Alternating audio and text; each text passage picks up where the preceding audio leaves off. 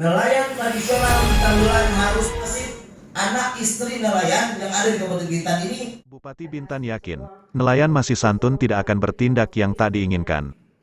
Puluhan nelayan di Bintan, ancam akan bertindak sendiri, jika tidak ada solusi lagi, dalam menghalau kapal traul, mini traul dan cantrang. Kasus pembakaran kapal traul di Tambelan, bisa terulang jika nelayan sudah sangat lapar. Inilah puncak geram dan kesalnya para nelayan Bintan, atas masih adanya kapal perusak terumbu karang dan pengganggu mata pencaharian nelayan. Ini disampaikan nelayan kepada PLT Bupati Bintan, Robi Kurniawan, Rabu tanggal 24 Agustus di ruang rapat 2. Ditanya soal adanya indikasi tindakan yang tak diinginkan, Robi mengatakan dan yakin, jika nelayan kita masih sangat santun dan tidak akan melakukan tindakan yang tidak diinginkan, jangan sampai hal itu terjadi. Untuk itu, pihaknya segera membentuk Satgas Gabungan, yang melibatkan nelayan. Mendengar ini, para nelayan langsung menyambut dengan sukaria, karena dengan cara ini, salah satu upaya dalam menghalau dan mengusir kapal pukat traul, mini traul dan cantrang, yang beroperasi di perairan Bintan. Dalam sepekan ini, Robi segera membawa persoalan nelayan di daerahnya ke Gubernur Kepri, dengan harapan bisa diteruskan ke pusat, Jakarta. Itulah hasil audiensi PLT Bupati, nelayan dan pengusaha pengolah ikan di Bintan yang juga didampingi Ormas dan OKP Bintan. Seorang pengusaha perikanan, Dinaria dan nelayan meminta pemerintah dan stakeholder terkait, agar melarang kapal pukat mini traul dan cantrang beroperasi di perairan Bintan. Turut hadir pada audiensi itu, Kepala PSDKP Batam Heri Setiawan, perwakilan Kejari, Bakamla Batam yang diwakili Saragi, perwakilan Polri, Fasarkan, Asisten Setdakap Bintan Wan Rudi Iskandar dan Panca Asdiguna, Kepala Dinas Perikanan Fahrim Syah, dan Satpol PP Suwarsono, organisasi nelayan, tokoh masyarakat Bintan, serta Ketua Komisi 2 Bidang Perikanan DPRD Bintan Zulfaevi, Ketua Komisi I DPRD Bintan Hasriawadi dan Tarmizi anggota Dewan. Yadi mengatakan, mayoritas nelayan tradisional di Bintan, gunakan kapal 5GT untuk mencari nafkah, khususnya di wilayah Bintan Timur, Mantang, Bintan Pesisir dan Gunung Kijang. Sebagai nelayan tradisional, alat tangkap yang digunakan adalah pancing dan bubu. Alat tangkap ikan jenis bubu ini, dipasang pada kawasan terumbu karang. Inilah yang tersapu dan porak-poranda akibat kapal pukat traul dan cantrang yang beroperasi di perairan Bintan. Demikian, Vivi Makfiroh RTV melaporkan dari Bintan.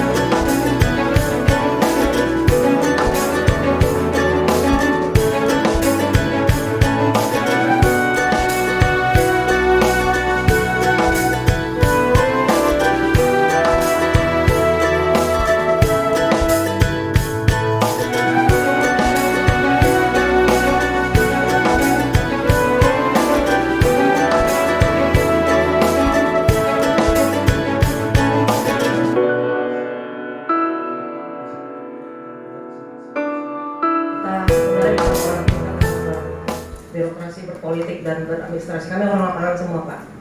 Nah kami besuk satu persatu, mohon izin apa solusinya. Sampai sini kami merasa sedikit, ada sedikit rasa duka gitu Pak. Karena kami sudah sebagai pemilik kapal, sekaligus pengusaha yang selalu mempromosikan Bintan Catering, saya sudah kehabisan kata-kata. Yang ada di Bintan itu sendiri. Kalau memang merujuk kepada undang-undang, Permen KP dan seterusnya, maka seakan-akan pemerintah daerah tidak mempunyai kewenangan dan kewajiban untuk mendampingi nelayan dan masyarakat yang ada di Kabupaten Bintan ini. Pertama kami mau bilang, Undang-Undang Nomor 7 Tahun 2016 tidak terimplementasikan kepada masyarakat nelayan tradisional yang ada di pesisir. Kami tidak tahu apakah itu negara yang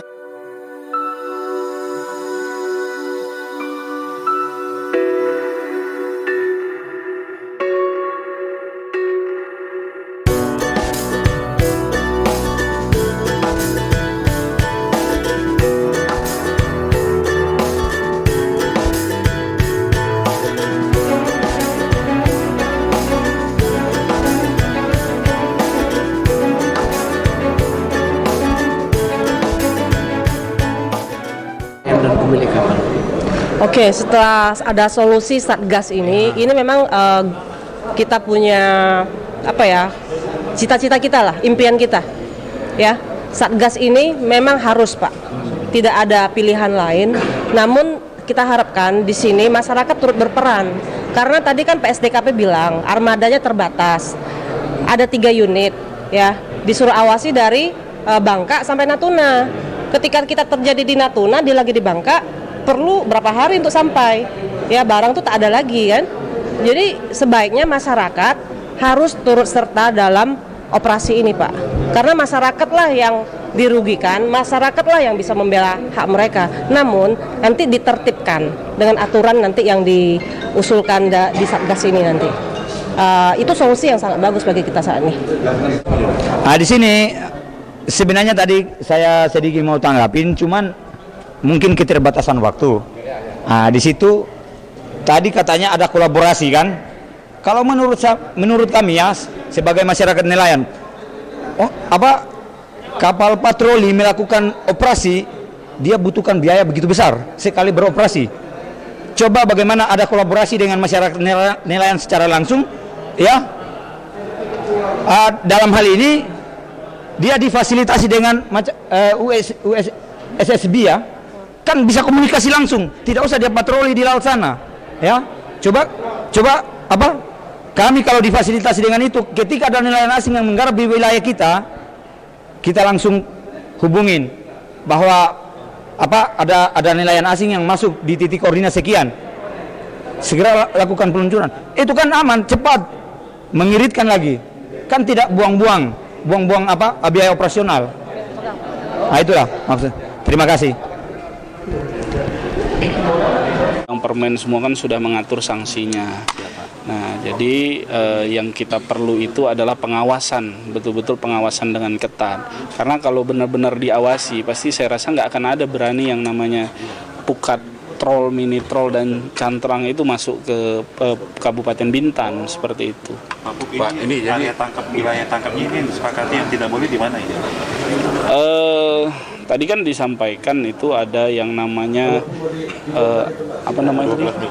bukan kelong pukat tarik itu. Nah, itu kan udah ada zona penangkapannya, wilayah penangkapannya 711 kalau saya tidak salah. Tapi kalau nggak salah 30 mil ke atas. Pak Bupati, untuk katrol, cantrang, zonasinya itu memang 30 mil ke atas diatur juga zonasinya itu. Iya, itu di wilayah WP 711 iya, itu. Tapi pertanyaannya sekarang justru ada sebagian memang sih bukan buka cantrang ya. Iya. Troll itu yang mini troll yang beroperasi di wilayah laut kita di 12 mil ke bawah. Itu Tadi mengenai pembentukan Satgas kan itu tadi itu leading sektor penindakannya itu nanti ke siapa Bapak? Mengingat PPNS memang sangat minim di DKP provinsi dan selama ini yang melakukan penyelidikan sama penyidikan dan sampai ke pengadilan terkait dengan pelanggaran itu adalah PSDKP. Jadi gini, tugas dan fungsi Satgas itu nanti pertama melakukan pengawasan bersama. Nah, kemudian kita akan memberikan kepada yang berwenang untuk menindaklanjuti itu. Saya rasa segala sesuatu itu kalau betul-betul diawasi pasti nggak akan ada yang berani. Nah, jadi kita harus perketat pengawasannya dari seluruh instansi. Kita jadikan nelayan-nelayan kita sebagai mata terdepan. Nah, sehingga kita ada aksi nyata nih untuk meminimalisir lah ataupun menghilangkan itu.